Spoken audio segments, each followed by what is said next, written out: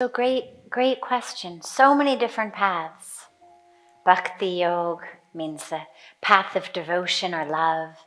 Gyan Yoga, path of wisdom. Karma Yoga, path of action. Do we need to choose one? So here's what's beautiful. Not only do they all take you to the same place, as you mentioned from the beginning, but they actually all incorporate the other. It's just a matter of where you start. And so, for example, think about loving someone.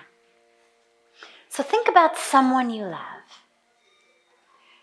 Maybe you fell in love with them. Let's say you begin with Bhakti Yoga. So we begin with the path of love. So maybe you fell in love with them from across a crowded room. Maybe it's one of those love at first sight experiences.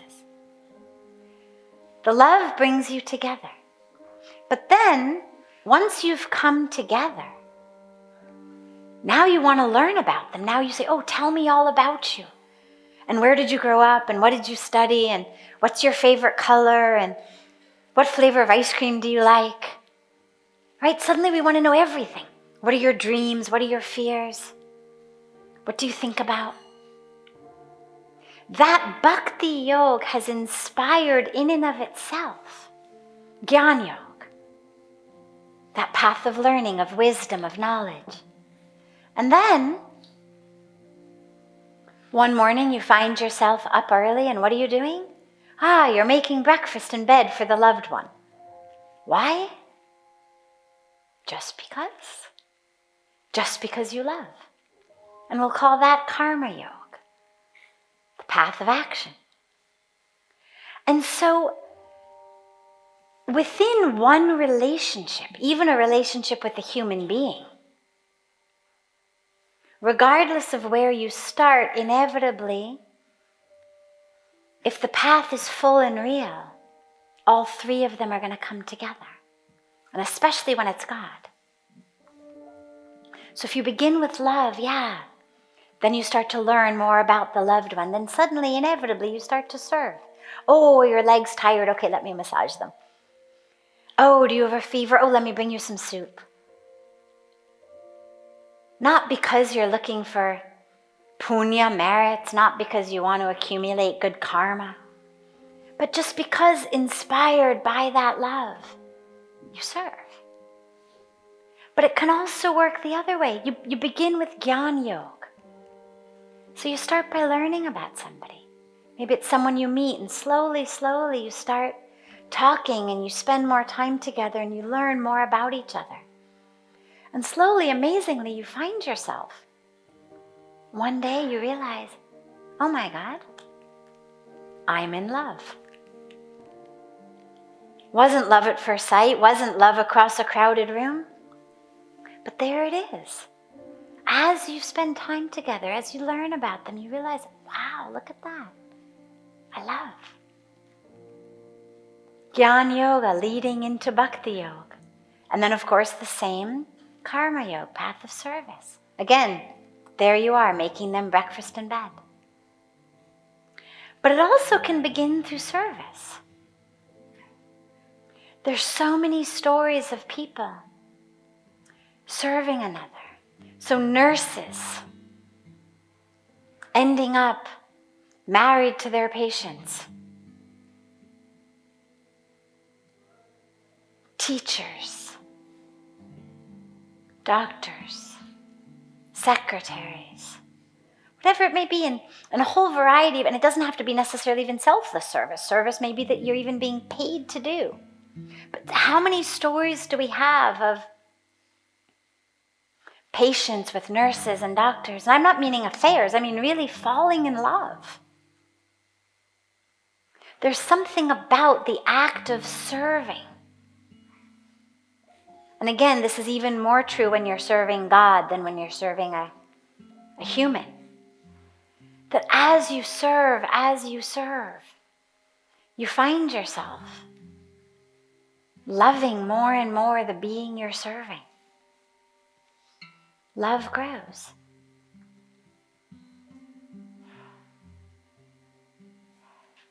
So regardless of where you start, yes, they all end up in the same place.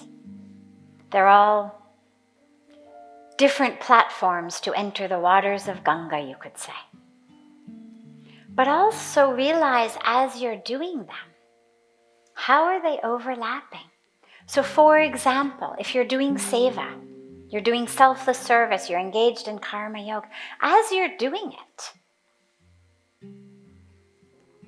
allow love to blossom. It doesn't necessarily have to be love for the one you're serving. So maybe you are rolling chapatis in the kitchen, or you're chopping carrots in the kitchen. You don't have to love the cook who's told you to chop the carrots. Maybe you're cleaning the toilets. It's not about necessarily loving your supervisor who's telling you to do that. But it's about loving God, who ultimately is the one you are serving through serving humanity. Selfless service karma yoga is not about enlightenment, awakening through service of the one I report to. It's awakening and enlightenment through love of God generated through the purification of the self that comes in the selfless service. So as you're doing it, so if you're cooking food, can you see God and love God in those who are eating the chapatis you're rolling, or who are eating the carrots you're cooking, or who are using the toilets you're cleaning, or who are opening the envelopes you're stuffing, or who are being benefited by, if you're doing fundraising, for example, and you're stuffing envelopes for a charity? Can you find love for those who are being served through the envelopes that are going out into the world? Whatever it may be, whatever that karma yoga may be. You're painting a house. Can you love those? The battered women who are living here. Whatever it may be. Can you love the divine through the humanity? And if you find yourself on a path of Gyan Yoga and it's all about study, learn, well, as you're studying, make sure that love is brewing in you. Because otherwise it's just academia. Which isn't wrong or bad. School is great. It's good to accumulate facts and information. But it's not yoga. So if you're calling it Gyan Yoga, yoga is union, which means through that Gyan, how am I experiencing oneness, union? Similarly, through that karma, through that service, how am I experiencing union? Again, if not with the chapati itself, or the carrots itself, or the toilet itself, or the envelope itself, or the computer itself, with those who are benefiting, or with the ultimate divine, how am I experiencing that union? And as I'm learning, how am I connecting to God within myself through that learning? With bhakti, it's somewhat easier, because with love, there's sort of almost automatic union. But with bhakti, make sure in that case that your bhakti is leading you to jnana and to karma. Because if you really love someone and they need something and you don't do it for them, you have a hard time justifying that love. Right? If someone says to you, "Oh, I love you so much," and you're sick at home in bed, and you give them a call and you say, "Could you do me a favor?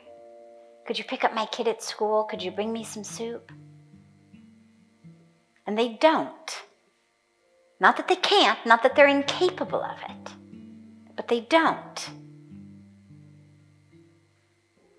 That proclamation that they made of how much they love you loses its validity a little bit. So if you're on a path of Bhakti Yoga, ask yourself, what is the expression of this Bhakti? And if I love God, and God is inherent in all of creation, and I'm not a vegetarian, and I'm not living as simply as I can, as compassionately as I can, as non-violently as I can, well then which God am I loving? Where does the God I love live? If not in the trees, in the rivers, in the mountains, in my sisters and brothers with whom I share this planet? Where does that God live?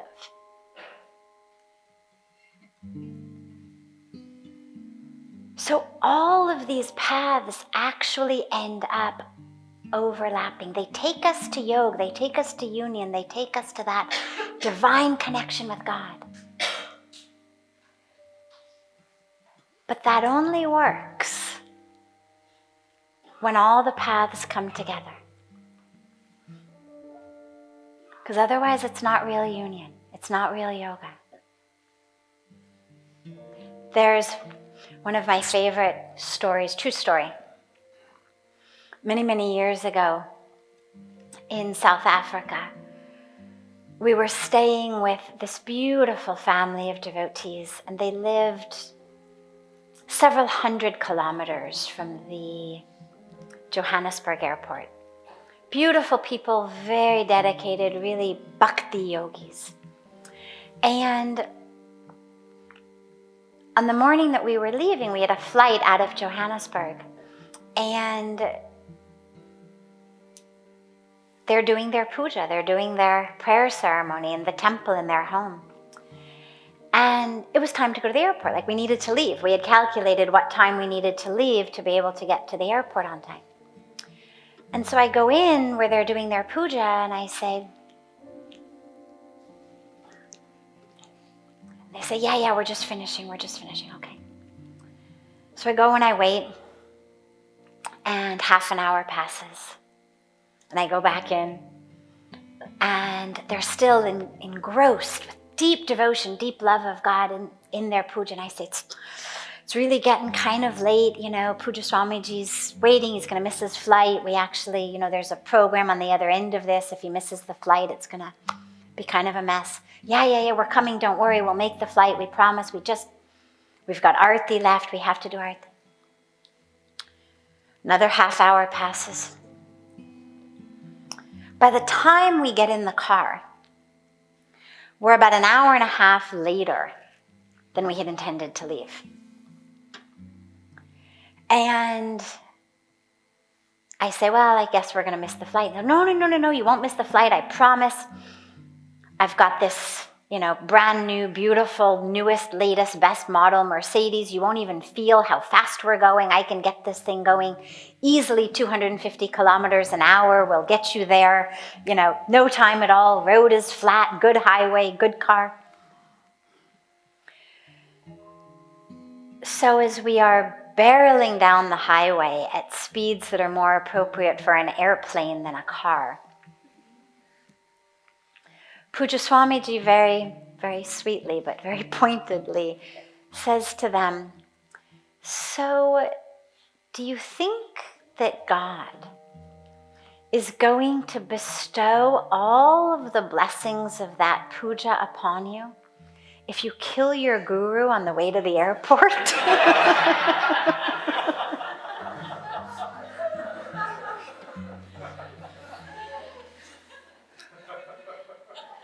And I love that story because it's exactly there that's the intersection between the bhakti and the karma.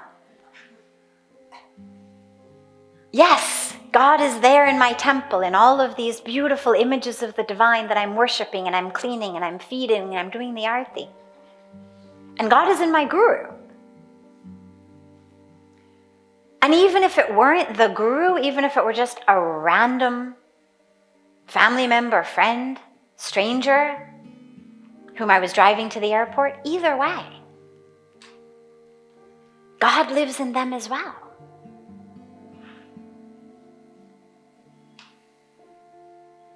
And so which blessings am I getting of my prayers, of my puja, if I'm walking out and I'm destroying the presence of God in the creation, in the trees, in the air, in the soil, in my sisters and brothers, in the animals, for the future generations? So all three of these paths, they must overlap. And only then they're really real. But start anywhere, don't worry.